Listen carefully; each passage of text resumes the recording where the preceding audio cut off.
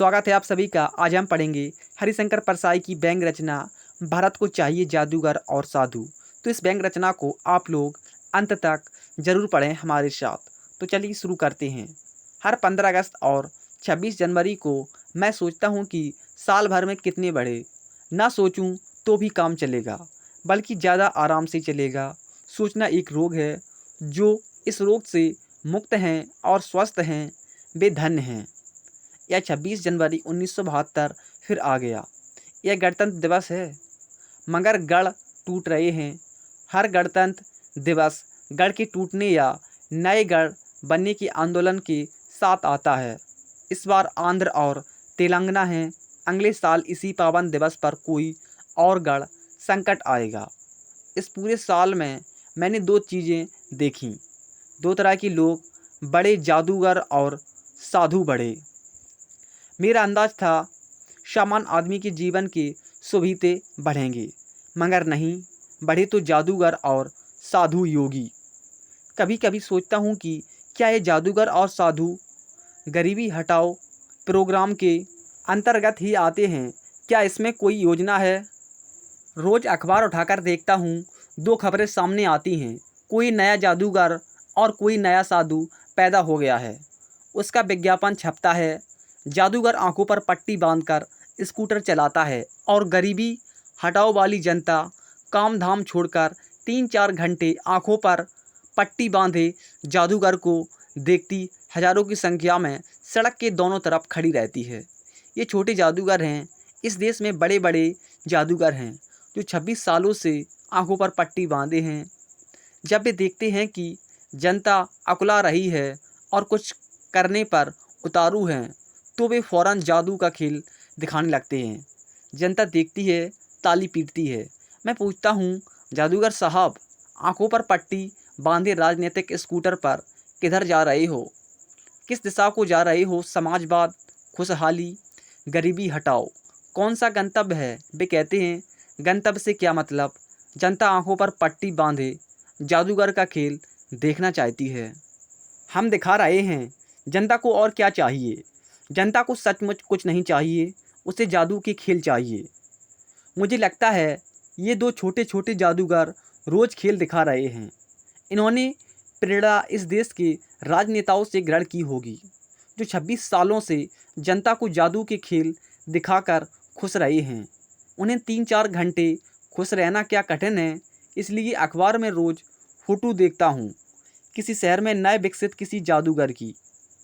सोचता हूँ, जिस देश में एकदम से इतने जादूगर पैदा हो जाएं, उस जनता की अंदरूनी हालत क्या है? वह क्यों जादू से इतनी प्रभावित है? वह क्यों चमत्कार पर इतनी मुग्ध है? वह जो राशन की दुकान पर लाइन लगती है और राशन नहीं मिलता, वह लाइन छोड़कर जादू के खेल देखने क्यों खड़ी रहती है? मुझे लगता है 26 सालों में देश की जनता की मानसिकता ऐसी बना दी गई है कि जादू देखो और ताली पीटो, चमत्कार देखो और खुश रहो, बाकी काम हम पर छोड़ो। भारत पाक युद्ध ऐसा ही एक जादू था। जरा बड़े स्केल का जादू था, पर था जादू ही। जनता अभी तक ताली पीट रही है। उधर राशन की दुकान पर लाइन बढ़ती जा रही है। देशभक्त मुझे माफ़ करें, पर मेरा अंदाज है जल्दी ही एक शिमला शिखर वार्ता और होगी। भुट्टो कहेंगे, पाकिस्तान में मेरी हालत खस्ता। अलग अलग राज्य बनना चाह रहे हैं।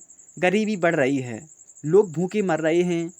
हमारी प्रधानमंत्री कहेगी, इधर भी गरीबी हट नहीं रही, कीमतें बढ़ती जा रही हैं, जनता में बड़ी बेचैनी है, बेकारी बढ़ती जा रही है। तब दोनों तय करेंगे, क्यों न 15 दिनों का एक और जादू हो जाए। 4-5 साल दोनों देशों की जनता इस जादू के असर में रहेगी। देशभक्त माफ़ करें, मगर ज़रा सोचें। जब मैं इन शहरों के इन छोटे जादूगरों के करतब देखता हूँ, तो कहता हूँ, बच्चों, तुमने बड़े जादू नहीं देखे, छोटे देखे हैं, तो छोटे जादू ही सीखे हो। दूसरा कमाल, इस देश में साधु हैं। अगर जादू से नहीं मानते और राशन की दुकान पर लाइन लगातार बढ़ रही है, तो लो, साधु लो। जैसे जादूगरों की बाढ़ आई है, वैसे ही साधुओं की बाढ़ आई है। इन दोनों में कोई संबंध जरूर है। साधु कहता है शरीर मिथ्या है, आत्मा को जगाओ, उसे विश्वात्मा से मिलाओ, अपनों को भूलो, अपने सच्चे स्वरूप को पहचानो। तुम सच्चित आनंद हो। आनंद ही ब्रह्म है, राशन ब्रह्म नहीं। जिसने अन्नम ब्रह्म कहा था वह झूठा है, नौसिखिया था। अंत में वह इस निर्णय पर पहुंचा कि अन्न नहीं, आनंद ही ब्रह्म है। पर भरे पेट और खाली पेट का आनंद क्या एक सा है? नहीं है तो ब्रह्म एक नहीं अनेक हुए। यह शास्त्रोक्त भी है। एको ब्रह्म बहुश्याम। ब्रह्म एक है पर वह कई हो जाता है। एक ब्रह्म ठाठ से रहता है, दूसरा राशन की दुकान में लाइन से खड़ा रहता है, तीसरा रेलवे के पुल के नीचे सोता है। सब ब्रह्म ही ब्रह्म है। शक्कर में पानी डालकर जो उसे वजनदार बनाकर बेचता है वह भी ब्रह्म है, और जो उसे मजबूरी में खरीदता है वह भी ब्रह्म है। ब्रह्म ब्रह्म को धोखा दे रहा है। साधु का यही कर्म है कि मनुष्य को ब्रह्म की तरफ ले जाए और पैसे इकट्ठे करें, क्योंकि ब्रह्म सत्यम जगन मिथ्या। 26 जनवरी आते आते मैं यही सोच रहा हूँ कि हटाओ गरीबी के नारे को, हटाओ महंगाई को, हटाओ बेकारी को, हटाओ भूखमरी को। क्या हुआ? बस दो तरह के लोग बहुतायत से पैदा करें, जादूगर और साधु।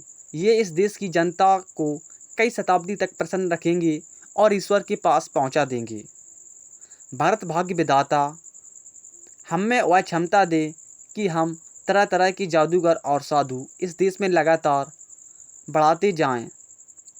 हमें इससे क्या मतलब कि तर्क की धारा सूखे मरुस्थल की रेत में ना छिपे।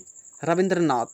वह तो छिप गई, इसलिए जनगण मन अधिनायक।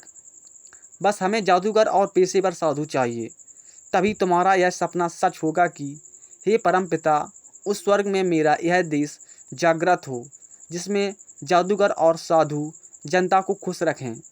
यह हो रहा है परमपिता की कृपा से।